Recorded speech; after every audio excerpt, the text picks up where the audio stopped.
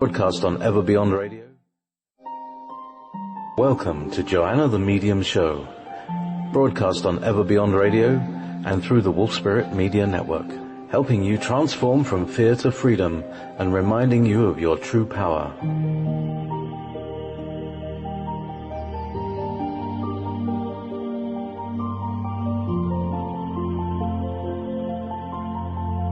During this broadcast, we will discuss anything and everything connecting to owning your inner power and the essence of your spirit. We will hear inspiring stories from guests, as well as guidance from the spirit world. Jump on board for this incredible ride.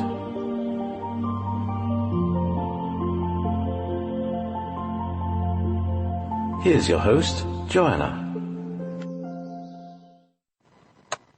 Good evening, everyone. Thank you so much for coming back. And for those of you who are new, welcome to Joanna the Medium Show. And I hope you will like what you find here. Tonight, I have a special guest, and I'm actually nervous. I am so excited because tonight we're going to be talking about out-of-body experience. And I have a special guest. I will briefly introduce him, then I will bring him on the air so that he can tell you a little bit about him and what he does, and we'll talk about OBE. So my guest's name is Bill Buhlman. He is an expert in out-of-body experience. His website is called astroinfo.org. He's an author of 4 books and several various CD sets to provide guidance through OBE experiences, and you can find them on his website as well. Bill is also a instructor. He teaches at Monroe Institute, which is a place that's very famous for out-of-body experience techniques and classes. You can also find that information on his site as well. He has been on many radio shows. He's actually a regular on many radio shows. One of them is Coast to Coast, also Dreamland, The X Zone, and many, many more. He also has a YouTube channel, and I believe it's under William Buhlman, and that's Buhlman, I believe. Bill will correct me if I am wrong. So let's bring him in and let's start this fantastic conversation. Bill, are you there? Hi, Joanna. Yes, I am. Hi, how are you? Very good. I am really excited. I'm nervous because I have been fascinated with out-of-body experience for years, and particularly in the last 2 to 3 years. I have 3 of your 4 books, and I have some of your CDs. So let's just talk about out-of-body experience. What is out-of-body experience? Well, essentially, an out-of-body experience is the projection of consciousness beyond the physical body for a temporary period of time. So it's interesting the words you use, consciousness, because I was speaking to a friend the other day who is currently studying hypnotherapy, and this friend said that out-of-body experience is like you are disconnecting or leaving a body. And I actually thought, no, I don't think we're leaving a body. We are just temporarily switching our consciousness level so that we're able to literally experience much more. But it's not like leaving a body. So are we actually leaving a body, or is it that we're just shifting to a different consciousness?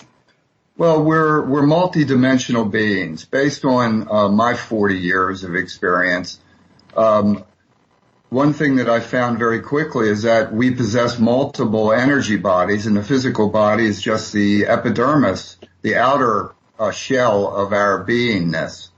And what we're really doing in an out-of-body experience is transferring or shifting our consciousness from the outer physical body to a less dense, non-physical body that some people call the astral or the etheric body. So it is a transfer of consciousness to a less dense portion of ourselves that already exists. So it's not, in essence, from what I'm hearing, like we are physically leaving anywhere. We're not going anywhere. Is that correct? No, we are leaving we are exiting. Yes, there is a separation of consciousness, but it's not in the way that many people perceive it, because it's more of a transfer, but you are experiencing other realities that are away from your physical body. So that's an important delineation. Every person experiences this, let's just call it transfer or shift of consciousness a little bit differently. But you're definitely in a different dimensional space. Let's put it that way. So let me ask you this way, and I hear what you're saying, but I feel like even with my friend, her understanding is different. So I just want to kind of shed light a little bit for those people who are maybe not sure. When you talk about leaving a body, is it the soul that leaves the body, or is it our conscious? Or actually, I don't know. Is it the soul that actually leaves the physical body? No, not really. We're multidimensional beings. We're much more complex than body, mind, spirit. One thing that myself and others have discovered over the decades is that we possess multiple energy bodies. And the soul is at the highest vibration. Let's just call it that, the finer level of this multiple dimensional aspect of ourself. In other words, we're far more complex than many people perceive us. Yes. And what we're doing, and because of this, we're shifting our consciousness from the exterior physical to the dense outer body, which is, it's a temporary vehicle of consciousness anyway. And we're transferring our consciousness to the less dense energy body that exists as part of us. And we're experiencing that dimensional energy, let's call it level or vibrational reality.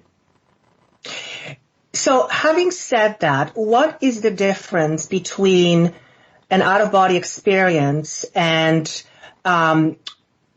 what's the oh God, I lost this word, dream.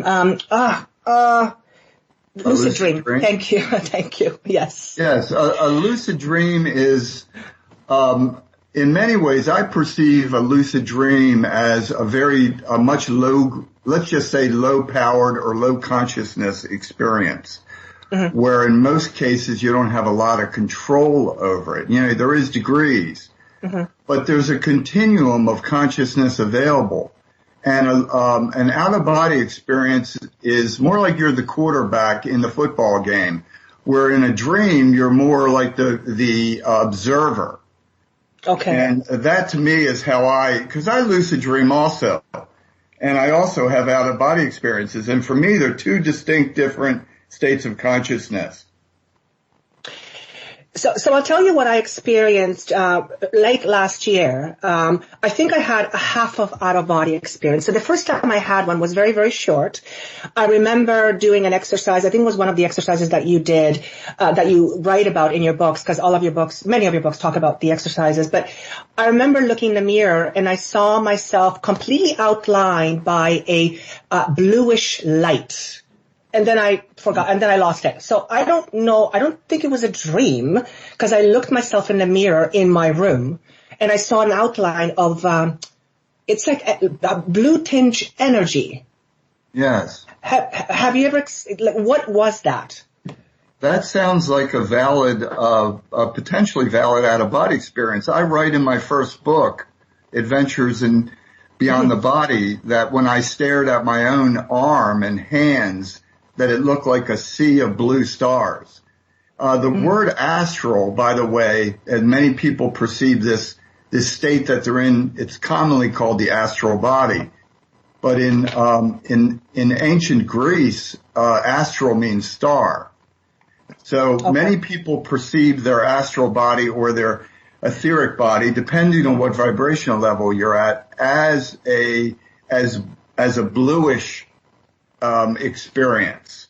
Now again, that varies from person to person, but that's how I have perceived myself when I'm in my astral body.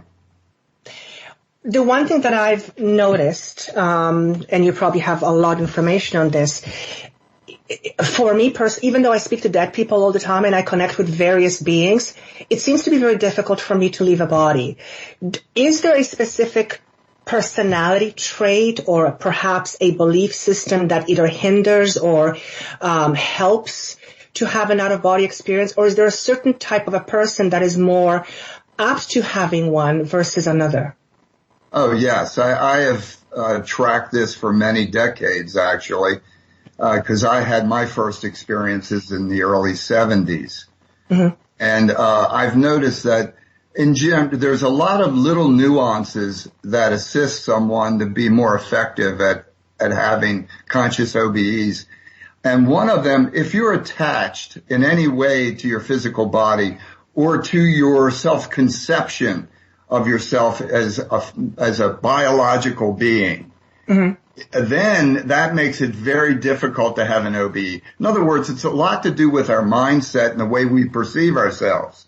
For instance, if you perceive yourself as a biological female or male, that's in a sense limiting yourself, mm-hmm. because you're locking your consciousness into that paradigm.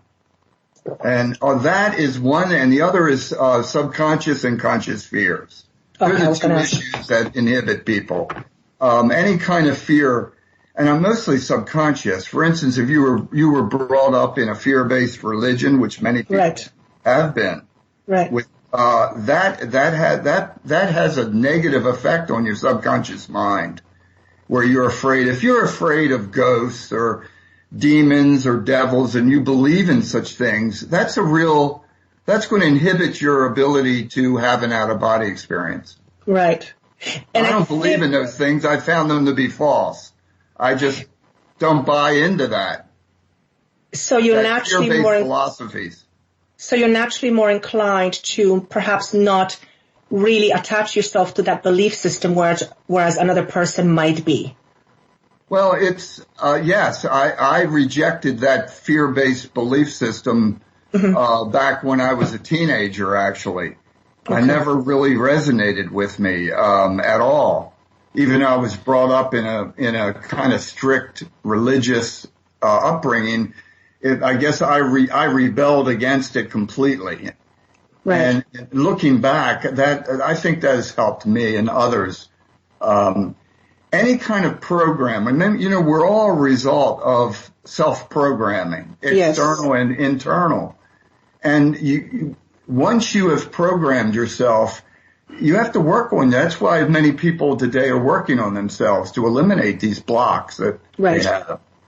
It's an important part of the spiritual evolution we're all experiencing right now, is to remove these conscious and subconscious blocks that inhibit our ability to explore our true self. So with a person, for example, I'll speak about myself because it's something that I'm fascinated about, and I go through phases where I try, and then it doesn't work. It's like, I give up, right? But I do come from a very fear-based background. But on the other hand, I speak to dead people all the time. I have no fears around spirit, but maybe it's some other fears. Maybe it's just like I don't really have any religious fears, but maybe it's just a personality trait. It could be just a deep-seated childhood. This we've all been drummed into us. Most of us have been drummed in the concept from a very young age that there's hell and that there's these dark, evil places. And that's a very negative programming. Right. And I think that impacts a lot of people. And that's why I suggest to some people that they go to a hypnotherapist and have them begin to reprogram, or to do it themselves, begin to reprogram themselves to eliminate those lingering fears.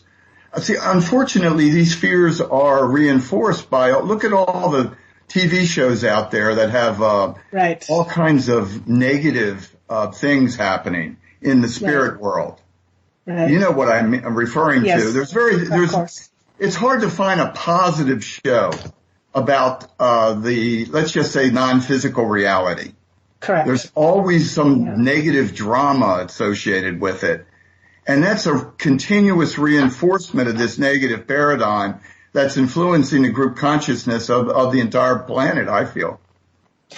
Because one of the questions that was asked of me to ask you was, why would anybody even want to do an OBE? And my first reaction was, well, because it's knowledge, and why wouldn't want you know more? But there has to be obviously this deep-seated fear that, oh my God, if I leave my body, I'm never going to come back, or somebody's going to get me, or it's a sin, or God, gazillion other things. But you mentioned hypnotherapy.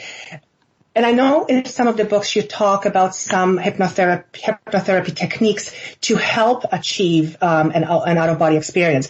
But out-of-body experience is not considered as therapy itself, is it? No. No, I don't consider it as therapy at all. I consider it, but to answer your initial question, I think the main reason why this is such an exciting topic is that it gives us personal verification of our immortality. Yes. It's self-knowledge. The largest problem facing humanity today is a lack of self-knowledge. Yes. It's shocking how little we have gained in 2,000 years when it comes to knowledge of our multidimensional self. Think of it for a moment. The vast majority of humanity born and die, and they have no idea where they come from, what they are, and where they're going. Right. Everybody's on this 80, 90-year journey. It's like being on a train, and nobody knows what the destination is. That's an incredibly sad state of consciousness to be in, I feel.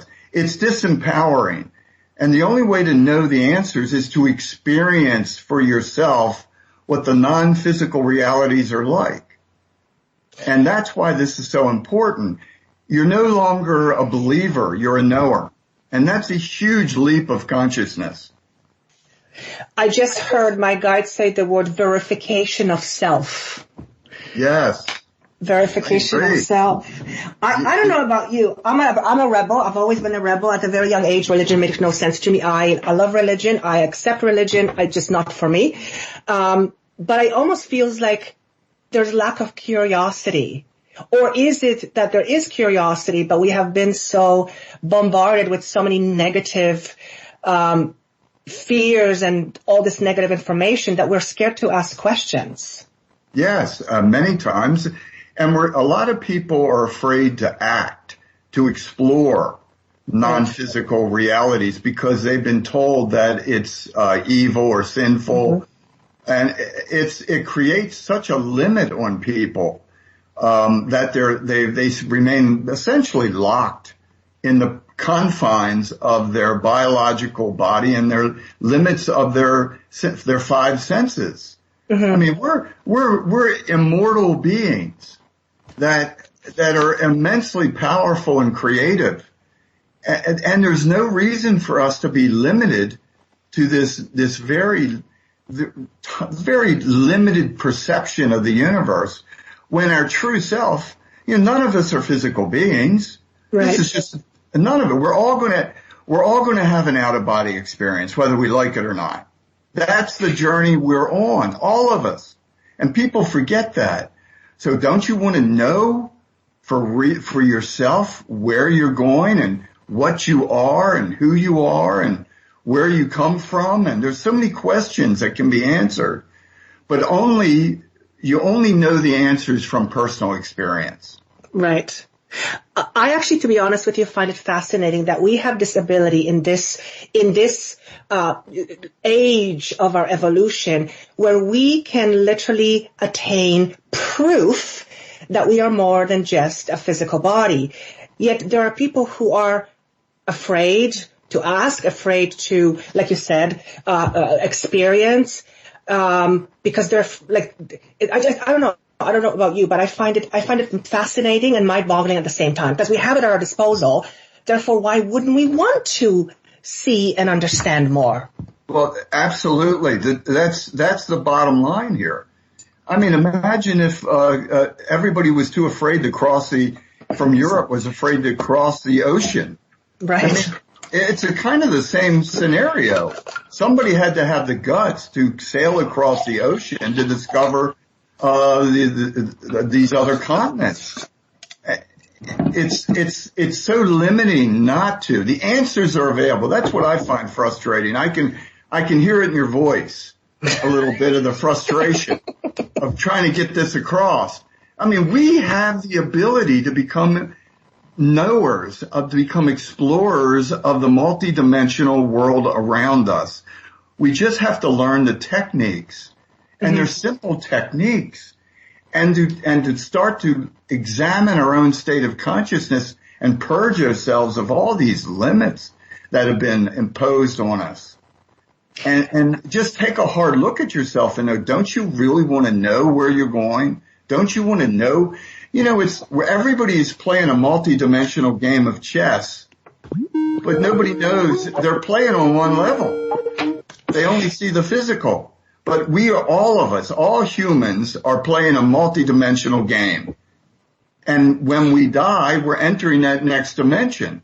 Right. And then there's many dimensions beyond that. Mm-hmm. And if we limit ourselves by being one-dimensional, we inhibit and slow our evolution, I feel. Well, I don't know about you, but I've noticed in the last, I want to say 3 to 5 years, there definitely has been a lot more people searching and asking and just looking for something to make sense to them. So I have seen a huge rise in that. Have you? Yes. Okay. Yes, I do. It's been a steady rise for a few decades now, but especially in the last, I would say, decade. I've been teaching at the Monroe Institute. This is my 7th year, and my workshops are generally always filled. And there's a waiting list to get to attend. There's a growing. People are tired of beliefs. We've seen the devastation caused by belief systems, especially religious ones in the Middle East, where one religion's fighting another or one segment of one religion is killing another. And I think people are waking up to the fact that the answers are not found in religions because they're man-made. Right. We have to find a better way to obtain the answers.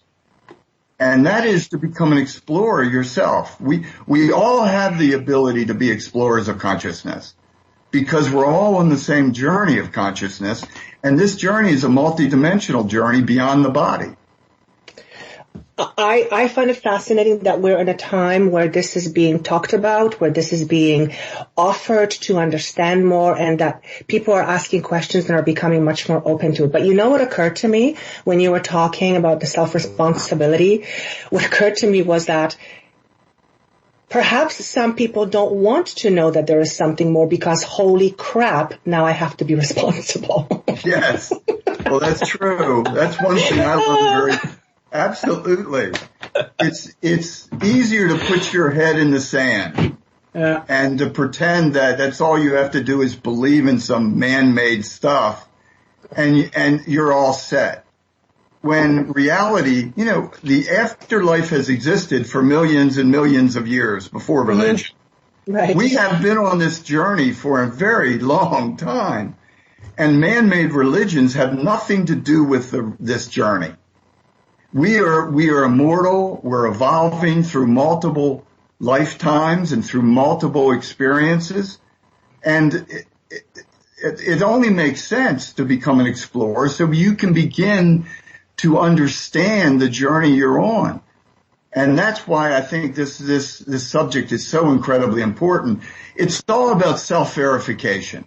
There is no dogma attached to OBEs. There's no this, you have to do it this way, and you have to do this, and you have to read this. That's not that. This is about having your own experiences and coming up with your own conclusions. No one is trying to dictate or provide a doctrine or a philosophy you have to follow. Right. I'm anti-philosophy and anti-doctrine all the way. I believe in let's have our own experiences and come to our own conclusions about our own journey and empower ourselves so we can obtain the answers for ourselves. When I read your book, it was which one was it? I think it was The Adventures in the Afterlife, where you went and you met your mom. That's the one, right? When you went. Okay, it's a bit of a fiction based on your experiences. Yeah. What you wrote, when I was reading it, it was the weirdest thing because all of it was hitting home like it was the truth. And I don't think I've read anything like it before, but it was just so well, yeah, of course. It makes so much sense. When you talked about the state of our consciousness, how just before we leave our body, we'll be attracted to the consciousness on the other side that is very much in alignment. It reminded me when I was very young, I was standing in a kitchen. I was about 5 or 6 years old, and I remember having this moment of clarity. And I was born into Catholicism. And the clarity was, of course, wherever we come from, all we have to do is think, and we're there. I have no idea how I knew this, but when you were, but it was that moment I had, and it was gone. And then when I read your book, it just sounded like it was just so, it hit home. So that was actually very interesting. I love that book. For those of you who haven't read Bill's books, they're fascinating, and they really give you a lot to think about. Because I think you even talk about the concept of religion, and I just think it's fascinating. Speaking of your workshops, I want to make sure that we talk a little bit about this because it's a fascinating institute. So you have been working at the Monroe Institute. So let's talk about this. What is Monroe Institute, first and foremost? Well, the Monroe Institute was created by Robert Monroe as the institute for the expansion of consciousness. That was their main goal. Robert Monroe became famous for his ability to have out-of-body experiences. He wrote 3 books that became very popular. But the institute is designed. I teach 2 classes there, or workshops. Each workshop is 5 days, 6 nights. It's very intense, and it's experiential. Every day we do about 6 different hour-long techniques in your own exploration booth. Wow. It's different from any other institute that's out there, because we use what is considered, we call it hemisync. But it's a sound technology that helps to synchronize the brain, the 2 hemispheres of the brain, so that you can go into an altered state quickly. And I use all kinds of techniques. People listen through their headphones in their private exploration area, which we call a check unit. And I guide them through different states of consciousness and give them an opportunity to have their own out-of-body experience. I use light forms of hypnosis, various forms of technology. And the Institute, all of the classes at the Institute are designed to assist people to expand their consciousness, to have, let's just say, profound experiences. I mean, really profound experiences. And many people return time and time again. The Institute has been around now for over 45 years, and it's become world famous, as you know.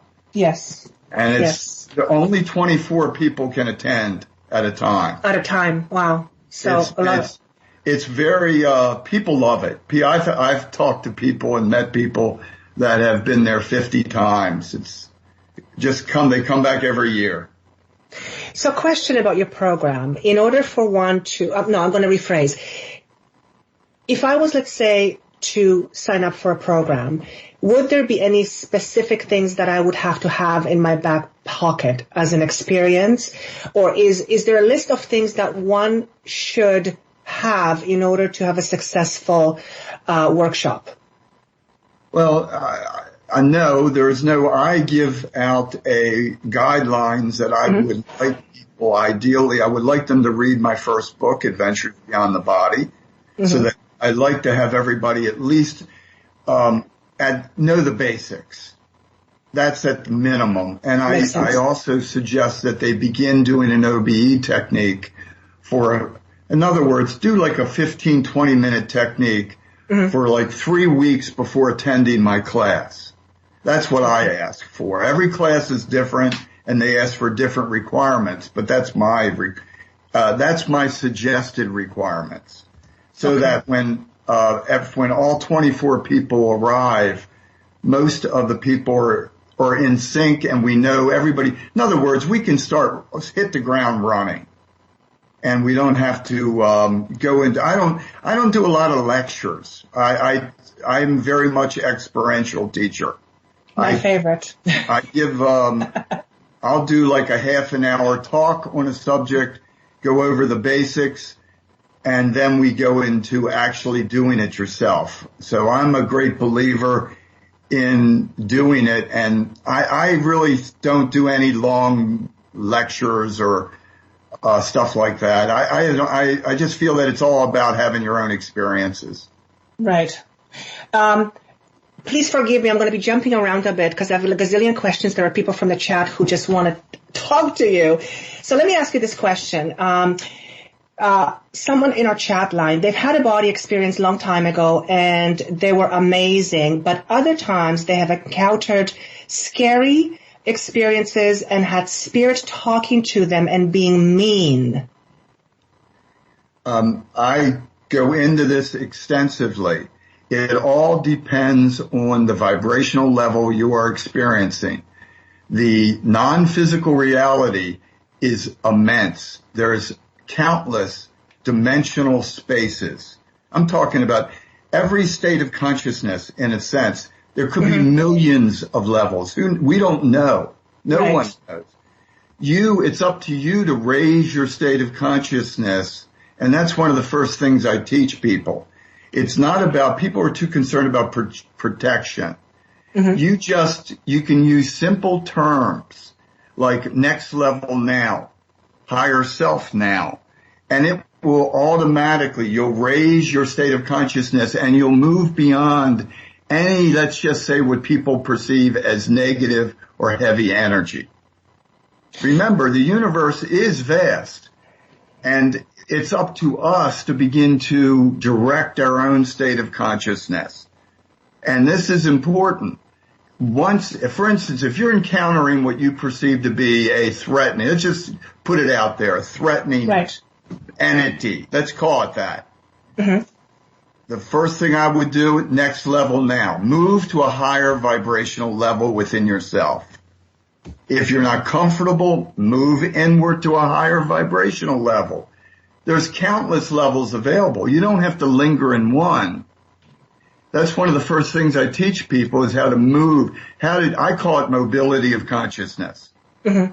Most people don't possess that because they don't understand that they have the ability to shift, to move their state of consciousness in any direction they want. So we're not limited. And remember that you're empowered by this. So you never have to be, let's just say, the victim of anything, because you're always in control of your experience. But in other words, keep it simple. Next level now, higher self now. Both of those will move you into a higher state and away from any perceived, let's just call it issues or challenges. Right. As you're talking, they're showing me an image would be no different than being dropped off in the middle of Rome and trying to figure out where you want to go. Inevitably, you'll stomp into territories that are probably not as great, so you'll get out of those. Yeah, it's probably no different. You're a tourist. Remember, it's a vast universe, multi-dimensional universe. As above, so below. There's every kind of state of consciousness that we can imagine exists. And I don't want to put labels on them. Right. But the spectrum is beyond our mental capacity. It's so vast. But it's up to us to realize that and just move higher. If you're encountering anything, if you're a tourist and you enter into an area you don't like, you move to another area. But you're empowered to do this. That's what's important to know. And I remember reading that in your book that it's really, and the commands are very short and very simple, but what was going through my mind that in a moment of fear, you know how you forget. It can, when you're startled or when you're afraid, you can forget what those are. But it's like anything. It's just once you drill it and, once you learn it, it becomes more automatic. That's why I keep the commands very simple. And remember, if you're really startled, what is actually going to happen, many people just pop right back to their body. But that's what I thought, There's no way you can be harmed. We're immortal, for God's sake. All of us are immortal. And we sometimes forget that. And it's just a matter of staying calm and using a simple command. And then you'll begin to have real confidence in your ability. But remember, it does take, it's just like a child leaving the crib. Right. You have to crawl a little bit before you can walk and fly. How important do you feel intention is when you go into this sort of experience? Oh, it's the Everything. engine that drives the train. Yeah. Intention is everything. If you have a high spiritual intention when you leave your body, you're not going to encounter any negative. I've been saying this for years. I don't encounter negative beings. I just never have. Because it's all about your intention. Mm-hmm. I mean, if you're thinking in a positive spiritual tone, if your goal is to obtain self-knowledge and to have a spiritual profound experience, there is no way that you are going to encounter a negative being, because you're in a different dimensional space. You're a world away from anything that would be perceived as negative. And a different vibration. If you have lingering fears, if you bring fears into your experience, that's when people have these kind of encounters. Remember, you're the one, you're the director, you're the actor and the director of your personal experience. You're not the victim. That's important to remember. People have a tendency to always think of themselves as victims. As long as you realize that you are the creator of your experience and you're the powerful one, there's nothing that can stop you. And that's no different than in life, right? Yes, it's exactly the same in physical life. Yeah. I mean, it's exactly the same. It's so important to have that mindset. And I know you have it because of the logo that you have in your communication about being empowered. Mm-hmm. And that mindset is incredibly important when you decide to become an explorer of the spiritual dimensions. And therefore, this is not something to be played with lightly just for the sake of fun, correct? No, absolutely not. Yeah, that's when somebody can get into trouble. I mean, I take this very seriously. And I always have. This is not. That's why I always suggest not to ever use any kind of mind. Let's say whatever any kind of hallucinogens. I don't believe in using any kind of mind-altering substances, and there's many that do. I don't believe in it because it is imperative when you're in a very sensitive, when you enter non-physical reality, you're in a thought-responsive realm. It's highly thought-responsive, and you have to have total control of your thought patterns during that state. That's why it all fits together. It's not something you play with, but it's something you get prepared for so you can handle anything. And it becomes very self-empowering because you realize, oh my God, I can fly. I can travel to any place that I wish to go. It becomes a very self-empowering practice because you realize how there's no limits to our abilities. Let's put it that way. Right. I've had few experiences where in one of them I became consciousness and I totally lost feeling and knowing of my body. It was the most incredible experience of my life. And at that moment, I was actually fully consciously aware that I had choice over everything in my life. It was incredible, but it didn't last very long. I know, that's exciting. And that's the state. This having an out-of-body experience is about exploring your multidimensional self. It's about obtaining self-knowledge. That's the goal here. One of the things I teach, just to get it out here quickly, during an out-of-body experience, this isn't about just walking through walls.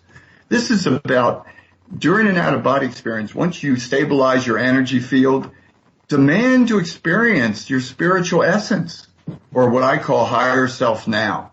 Mm-hmm. Demand it and see what happens. People have profound experiences where they actually experience their core spiritual self because they've made that first step When you leave your body, that's the first step out to get closer to your essence. And that's the kind of experience that I teach. How to have that experience for yourself. Mm-hmm. And that's what really changes people. And they become aware of, oh my God, I'm the creator of my entire universe. But it's on me. I can no longer play the role of victim. That's right. Double-edged sword. Oh my God. That's the worst. And unfortunately, we live in a society today where everybody's pointing their fingers outside themselves. Mm-hmm. The church did it. My parents did it. The government did it. Mm-hmm. Instead of looking within and saying, hey, I'm doing it. It's all on me. I find that taking personal responsibility is one of the most important lessons in our lives. And realizing that you're the creative artist of your life. I guess you and I are on the same mission, which is doing it slightly different way, aren't we? Yes. What was one of your most profound experiences in all the years that you have been experiencing OBEs? I would say the most profound one was just that when on many occasions now, but the first time that I experienced my higher self, I had an out-of-body experience, a standard, kind of like an astral, what we perceive as an astral experience, where you mm-hmm. still perceive yourself as having a body.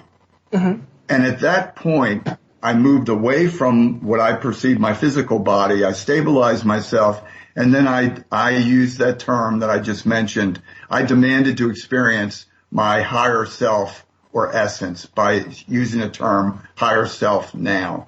And then it's hard to describe this because it goes beyond the mind. It goes beyond anything, but it felt like I was shooting upward through layers of color until I was floating in this magnificent sea of pure white light, connected to everything, knowing everything. It was beyond anything I can communicate. It's beyond form. It's beyond thought. It's beyond anything so it's difficult to communicate this. But in other words, I experienced my true self, which had, no limits. And I could create any form I needed, as needed, to, let's just say, communicate and explore the other realms. But for me, that was my most profound experience. And I've had this experience several times over the course of the years. And that to me is always, you come away from this can't even use words. It's like you suddenly know that, oh my God. And that's what we all are. We're not human beings. We exist beyond that. The current state we're in is just a temporary vehicle of consciousness. Our true self exists beyond form, beyond even the mind. It's pure beingness with the incredible power beyond anything we can imagine of creativity. That's what is kind of mind-blowing about the whole experience. That's why it's worth perceiving, to pursue this and learn about it. And it goes so deep because you don't have to go into a cave for 20 years and meditate, right, as many in the East have done for thousands of years. Essentially, when I started reading about these ancient mystics, I realized that they were having the same experiences as modern out-of-body explorers were having. They just use different terms to explain it. Right. It's very, sorry. It's just a humbling experience. I hear when you say it's hard to explain, because when I had that feeling and I became everything and I was everything, it is not something that can be translated into words unless one felt it. It's impossible. It's impossible. Yes, but when you talk about it, I get emotional, and that's part of my question. When you, maybe that's why I haven't left my body too often, because I wouldn't bloody want to come back. Well, how do you deal with that? Well, that's exactly. I didn't. I haven't on a few occasions. You automatically will, though. Yeah. When it's time, I always try to linger in that state as much as I can, but you automatically return. It's a built-in system we're a part of. We're incredibly complicated, multidimensional beings that goes way beyond this simplistic view of body, mind, spirit. We're far more than this. And it's all working on automatic. It's amazing who and what we are and what the potential is. And that's what I found so exciting. There's nothing to fear because everything is working on automatic.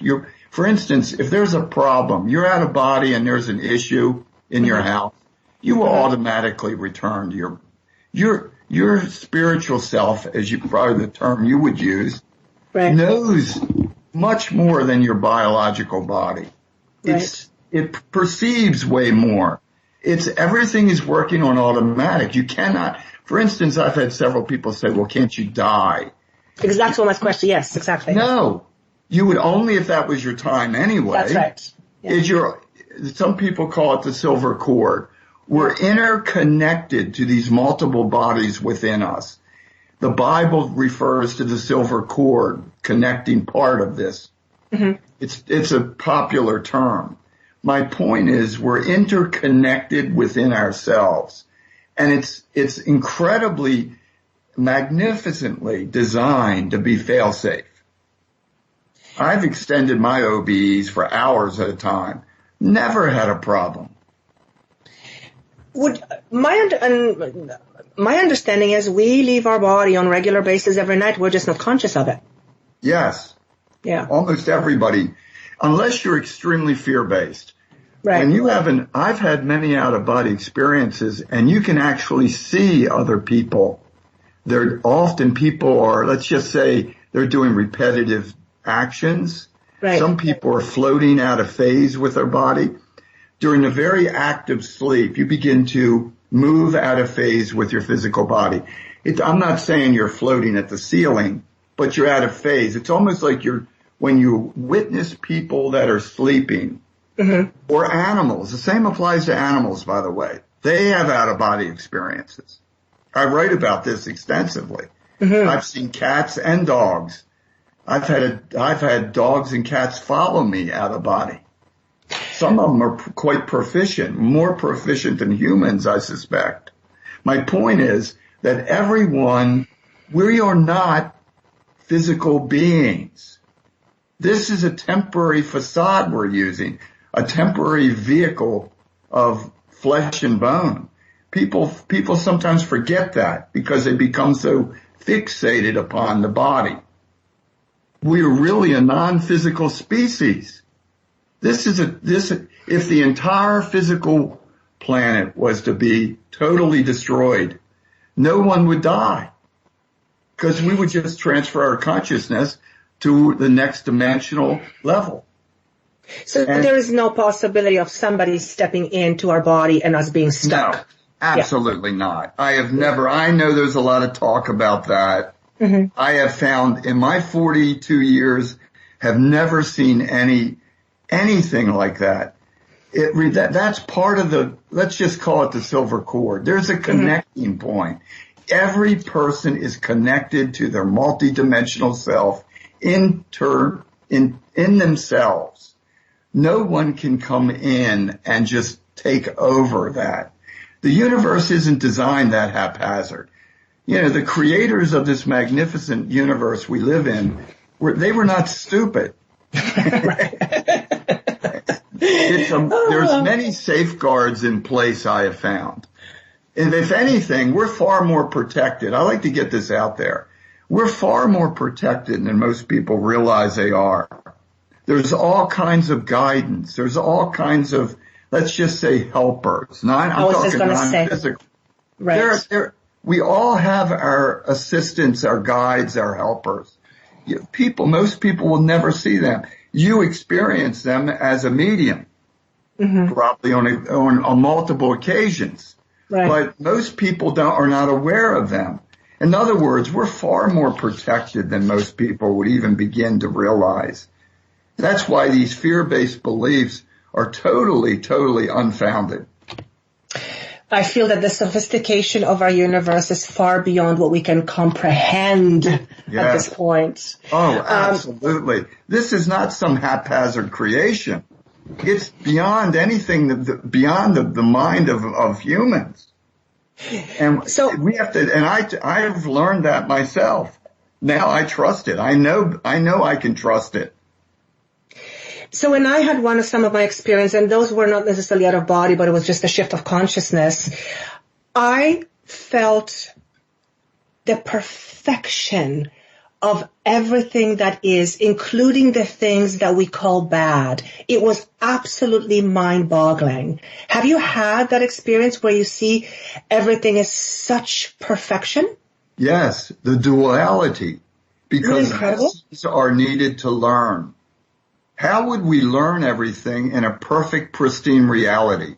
How would you gain the qualities of bravery and selflessness? And the list goes on and on. There's a reason we live in a world of duality. And there's a reason there's lessons are learned. You only know something from experiencing it. I use the analogy that because I'm a human male born in America, I could read 1,000 books on what it's like to be a woman, but would I know what it's like to be a woman? No, but one incarnation as a woman, and I'd probably get it pretty good and know it very well. But or you'd struggle. We are beings, we learn by becoming that which we wish to learn. You know what I was just told? Sorry. In other words, that's very important to realize. If you want to know what it's like to be a human, you become a human. If you want to know what it's like to be a lion, you become a lion. Yeah. And since we're immortal, the time it takes to do this is meaningless. I just heard the term seeking, what's the word, please? Seeking enlightenment through contrast. Yes. And through experience. Yeah. Contrasting experiences. Experience is the great teacher. And that's why we're all here. We're learning from good, we can put any kind of label on it we want. But when did all of us learn the most? It's when we had to face challenges. Exactly. We didn't, that's universal. And that's what people forget. And that's how we're evolving. Now I think there's more, that's one of the things I love about out-of-body exploration and this form of exploration is that we can learn in a more, let's just say, advanced manner by going to the source and by exploring our multidimensional self. I do think that the process can be enhanced, let's say, by becoming more multidimensional. When we have an out-of-body experience, and the same applies to near-death, we're moving into another dimension. Right. The beauty of out-of-body is that it's not forced on us by a biological problem. You learn techniques through meditation and hypnosis. You do the techniques, you repeat them, and eventually generally people can have an out-of-body experience in 30 to 60 days. With regular practice. But it takes some effort. It took me 24 days to have my first experience, and it was mind-blowing experience, and it changed my life back in 72. But it took effort. So that was going to be my question. Have you ever had anybody giving 100% effort and not being successful? Yes, because of subconscious. If it does happen, it's because of subconscious fears and of dense self-identity issues. That's generally, fear is number one. Yes. If you have a fear of the non-physical, if you've been brought up in an environment where you're afraid of ghosts, and which is a silly, childish term to begin with, that's all they are, non-physical beings. That are all around us all the time. There's nothing strange about it at all. The non-physical dimensions are far more crowded than the physical. The physical is just the outer epidermis layer of this vast multidimensional continuum we live within. So one thing is to learn, so you go beyond that. There's childhood fear-based philosophies, which I find very important to break through that and begin to work on yourself. What are you afraid of? Then confront it in the physical world. Yeah. If you're afraid of heights, then find a way to overcome that fear. All the fears that people experience in the physical world is part of their psyche. And people have to remember, when you go out of body, your entire state of consciousness is going with you. That's right. So your fears are going with you. So you have to work at it in the physical as well. Right. If you're afraid of heights, then do something to resolve your fear of heights, because that's going to impact your ability to explore your multidimensional self. Those right. fears should be just acknowledged and then resolved, is what I'm saying. I'm just going to quickly mention, I'm looking at the clock, I could talk to you forever, but your website, astroinfo.org, people can also contact you through there. The books and the CDs are there, also the programs, which I've looked at them, they're fascinating. I want to take one question here that I have, and one of the questions is from our chat line. Can one travel to scenes back in history and also into periods in the future while in OBE? I can speak from personal experience. I have experienced I've experienced myself World War II and in other places. I write about this. I remember that, yeah. But I have never consciously, I have not, other people have, I have not experienced myself in the future. Maybe it's blocked from me, I don't know, but I've had many experiences in the past. And I write about that extensively. For instance, when I was a Roman woman, watching my son come back from the Roman legions. And, I've had a lot of those type of experiences. So yes, you can definitely experience, and people do it spontaneously. Mm-hmm. You tap into your multidimensional self and your other experiences. Another question I had, which is, I actually find it fascinating. I was recently in a dimension that was all red. What do you know about that? It's a vibration. Mm-hmm. People experience, remember, all color is a vibration. Right. And I would not get too obsessed with the color. It's how do you feel about that is yes. more important, because it's a vibration. Many people experience areas that are blue, for instance. Remember, all color is a vibration. I would tap into how that affects you and how you feel about it, and